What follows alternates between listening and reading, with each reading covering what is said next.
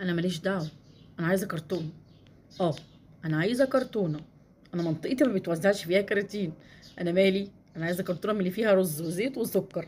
مش انا مواطنه مصريه؟ اديني بقى حاجتي بقى. ماليش دعوه زي الناس دي كده.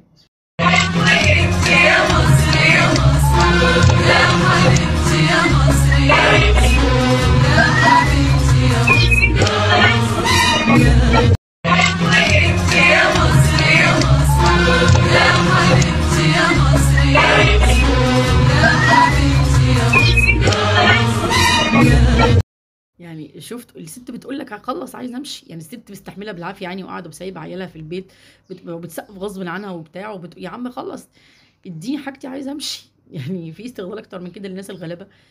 في ضحك على الناس الغلابه اكتر من كده؟ ليه كده؟ لا حول ولا قوه الا بالله. يعني بيضحك علينا ضحك يا جدعان، اقسم بالله.